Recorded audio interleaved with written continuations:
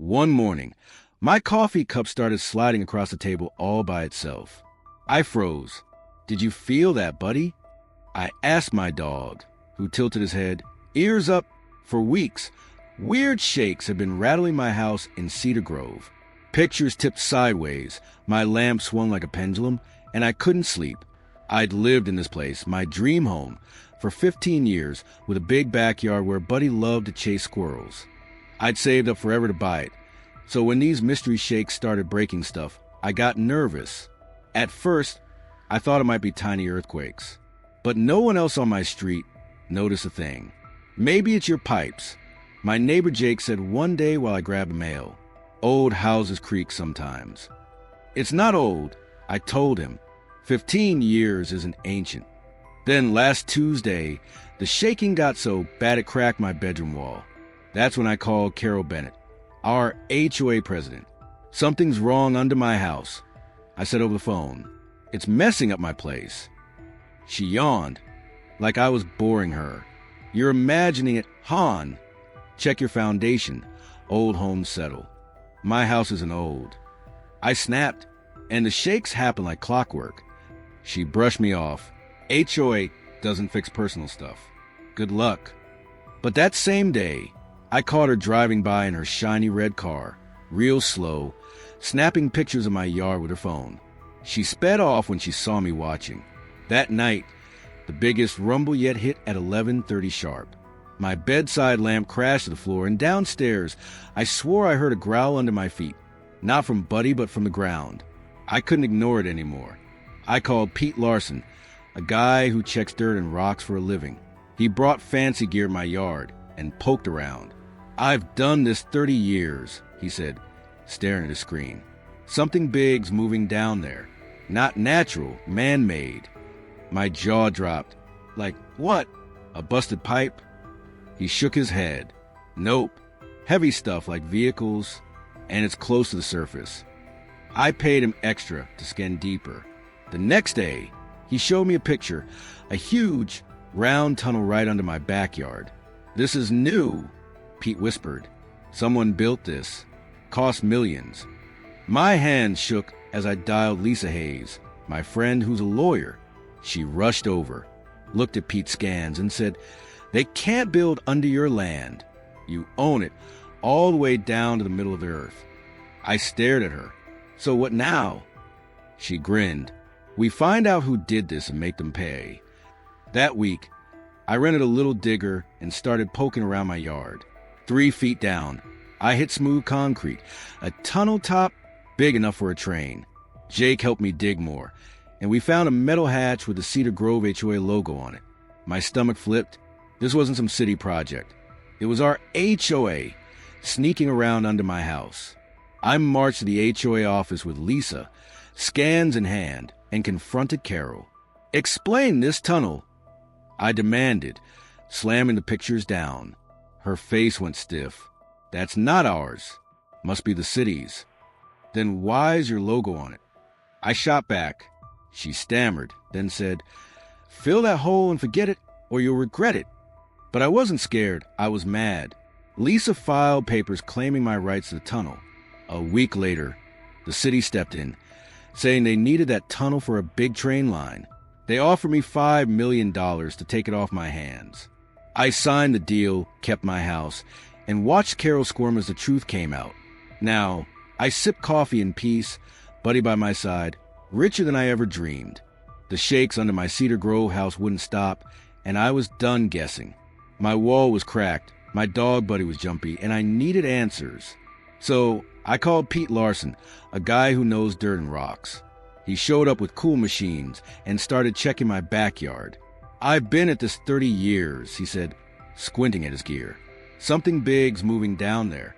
Not nature. People made it." I blinked. "What, like a pipe?" He shook his head.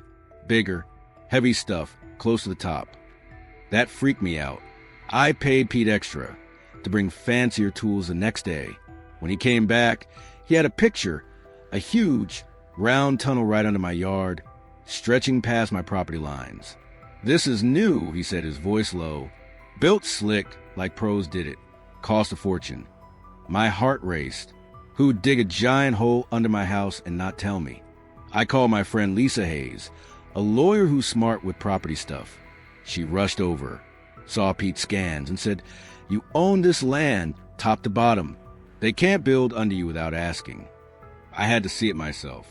That weekend, I rented a small digger and started poking around the back corner of my yard. 3 feet down, my shovel hit hard concrete, smooth curve like a tunnel roof. Jake, my neighbor, came over to help. We cleared dirt and found a metal door, stamped with the Cedar Grove HOA logo. Who'd build this? Jake asked, his face white. And why hide it? Right then, my phone rang. It was Carol Bennett, the HOA boss. "What are you doing?" she yelled. "You need permission to dig." I laughed, mad now. "Funny, I was going to ask you about this tunnel under my house." She went quiet, then said, "That's city stuff, not us. Fill that hole and come to our meeting tomorrow or else." She hung up, but I saw her watching from my fence, her fancy red jacket sticking out. She looked worried, and that made me dig harder. That night, another rumble woke me. I ran to the basement, pressed my ear to the floor, and heard it, a train chugging under my feet. The HOA had built a secret railway right under my home. I wasn't letting this go. With Lisa's help, we dug up old HOA rules, no mention of tunnels. Pete confirmed it wasn't city work. No permits, no records. We stormed the HOA meeting the next night, me holding those tunnel pictures. "Carol, explain this," I said, tossing them on the table. She stammered, "It's for the community," but couldn't prove it. Lisa jumped in. "It's illegal on his land." The room buzzed, neighbors mad, Carol sweating. She tried to shut it down, but I'd won round one. A week later, the city called. They wanted that tunnel for their train line and paid me $3 million to take it. Carol got fired, and I kept my house.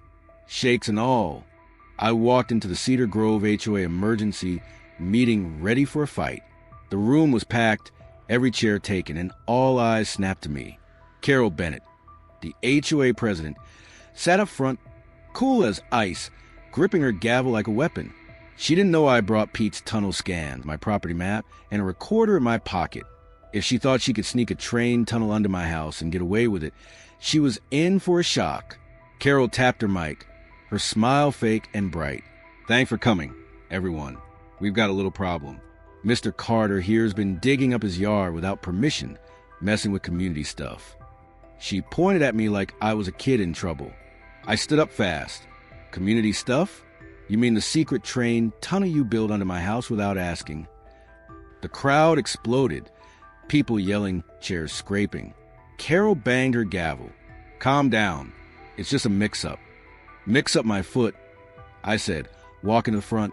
I handed Jake my folder to pass around. "These pictures show a tunnel under my land. It wasn't there when I moved in 15 years ago." Tina Brooks, Carol's right-hand woman, jumped up. "It's a community project. Ties us straight to the downtown shops. Good for everyone." I held up my deed. "On my property? Without me knowing? That's not good for me." The room went quiet, heads ping-ponging between us. Carol leaned back, smooth as ever. "It was a mistake. We thought we had rights to build underground." I laughed. "Show me where my deed says you can run trains under my kitchen." Her smile faded. "We spent $2.3 million on this. It opens next month." "Not if it's illegal."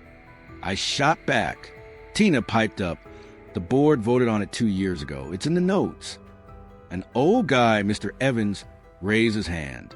"I don't recall voting on any tunnel. Where the money come from?" Carol coughed. "It's private for safety. All legit." I crossed my arms. "Then show us the city permits. Show us the letters you sent me." She glared, saying, "This meeting's about your digging, not us." But the neighbors weren't having it. "How much to ride this thing?" someone yelled. Tina said, "It's in your HOA fees." I shook my head. "Not what I heard." "Jake, tell them."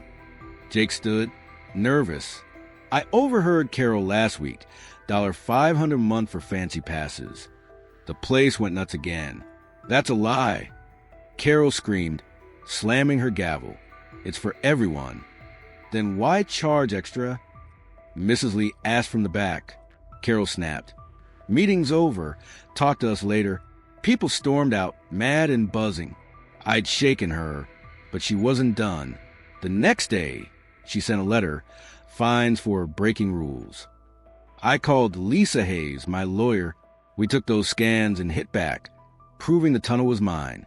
A week later, the city stepped in, bought it for me for $4 million, and shut Carol's plan down. She got kicked out of the HOA, and I slept easy, cash in the bank. Below is a rewritten version of the content based on the provided outline from Section 4, Chien Thuet de Dioe Quietoe, of the transcript. The HOA built a train tunnel on my property. I've kept the meaning, context, and storyline intact, adjusted the language to level 4, simplified and natural, changed the character names, and ensured it's written in standard American English. I've added a clear, engaging ending to make the story cohesive and exciting, while marking changes in bold for easy comparison. The narrative flows smoothly and remains gripping. After I called out the tunnel at the meeting, Carol Bennett and her Cedar Grove HOA crew turned nasty. They weren't just mad, they wanted me gone. One night, my doorbell rang late.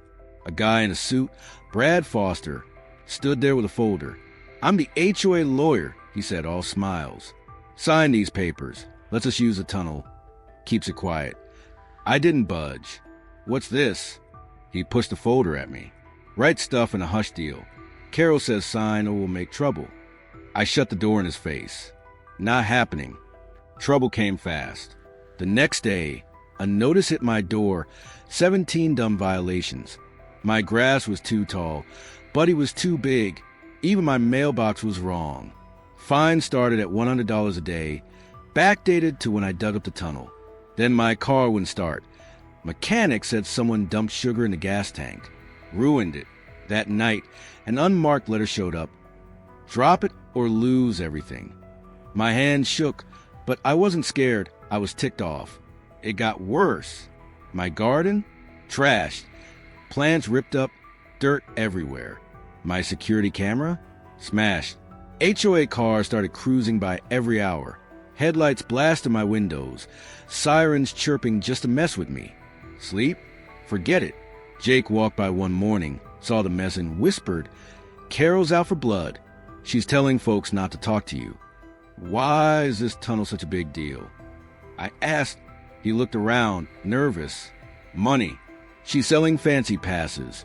$15, 000 for a key, $25,000 for parking downtown.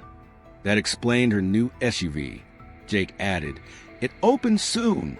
Don't tell her I said that. I called Lisa Hayes, my lawyer, and told her everything. They're bullies, she said, but they screwed up big. They never got rights to build under your land.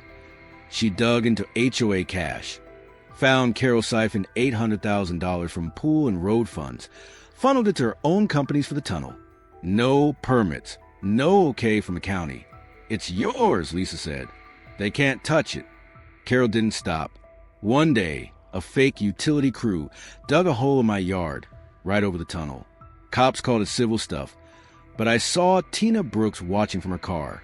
The next morning, Greedy was spray painted on my garage. Neighbors turned cold, believing Carol's lies that I was the bad guy. I was losing it, until Lisa found gold. That tunnel's built for city trains, she said. Carol's selling it to them, but it's on your land. We fought back. Lisa filed papers claiming my tunnel, and I told Carol, pay me $5 million or it's over. She laughed, said more fines, but I had her.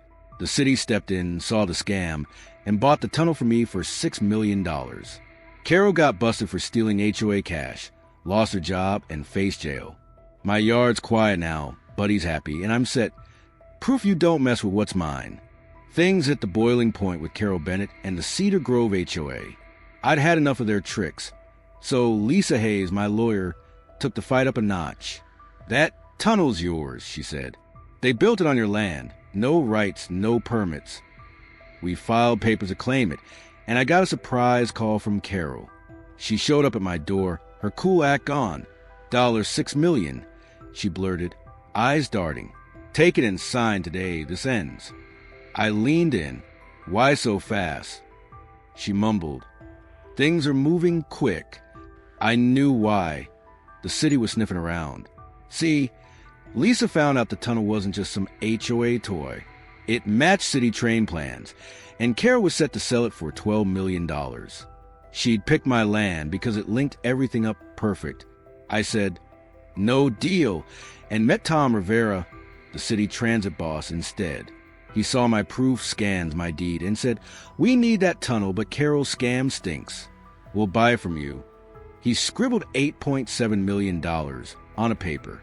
My jaw dropped. That's for the tunnel and rights, he added. Plus, we're digging into her mess. Carol flipped out. At an HOA meeting, she played dirty, trotted out Jake to lie. 3 years ago, he said he was cool with the tunnel. Jake mumbled, avoiding my glare. Then Carol clicked a remote. My voice chopped up. Build whatever, I'll sign. It was fake, stitched from old talks. She flashed papers with my signature, selling the tunnel for $500. That's forgery. I yelled. Lisa whispered, we'll prove it. Next morning, an orange notice locked me out of my house. HOA seizure for endangering stuff. I was stuck in a hotel, fuming.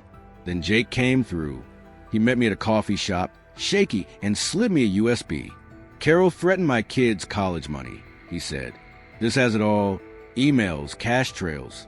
She stole $3.4 million from HOA funds for a big payday. I peaked. Proof she'd planned it for years. Even talked about accidents to shut me up. My blood ran cold. I called Lisa and we ran to Tom. He stared at the USB, stunned. This is city-grade work. She built it to sell us without owning it. We sealed the deal fast. The city paid me $8.7 million for the tunnel, plus $1 million to fix my house and kick the HOA out. At the next meeting, I walked in with Lisa and cops. The city owns this now, I said, pointing at Carol. And they got your scam on lock. Stealing, threats, all of it. Jake handed a detective the USB. Cops cuffed Carol and Tina Brooks as neighbors gasped. Time for a new HOA, I said. A month later, Carol got 10 years. My home was mine again, and the cash let me breathe easy. Justice served loud. After the dust settled, Cedar Grove started healing. I threw a backyard barbecue 6 months later. Burgers sizzling. Kids running around. Below us, the tunnel, now called the Unity Line, hummed along, linking our neighborhood to downtown. I'd suggested a fix at the last HOA meeting. Let's pick a new crew and set rules so this never happens again. Everyone agreed, and we voted in Ruth Parker, a retired judge, as the new HOA boss. She smiled at the party, raising her soda, to fighting for what's right, even when it's tough. The fallout hit hard. Carol Bennett and Tina Brooks took a plea deal. 7 years each in jail, plus paying back the HOA for the $3.4 million they'd swiped. Neighbors came around too. Some, like Jake, said sorry for doubting me. I should have backed you sooner, he mumbled, handing me a beer. Others pitched in later, digging up more dirt on Carol after the truth broke. The city turned her fancy house, bought with our cash, into a community spot with picnic tables and free bikes. Felt good seeing it fixed. For me, it was sweet. I kept my house, even with big offers rolling in. The $9.7 million from the city sat in the bank, growing enough to start a fund helping folks fight shady HOAs. No more shakes woke me up, just buddies snoring by my bed. One evening, Ruth stopped by as the sun dipped low. You saved us all, she said, nodding at the tunnel's hum. Worth every battle. I grinned. Didn't expect a train under my yard to pay off like this. The neighborhood felt different now, lighter. Carol was gone, her scams buried. People waved instead of whispering. I'd started this to stop the rumbles and save my home, but I ended up fixing Cedar Grove too. Sitting on my porch, cash safe and justice done, I watched Buddy chase a squirrel. The tunnel that nearly broke me turned into my win, and everyone's gain. Sometimes the ground under you holds more than you think.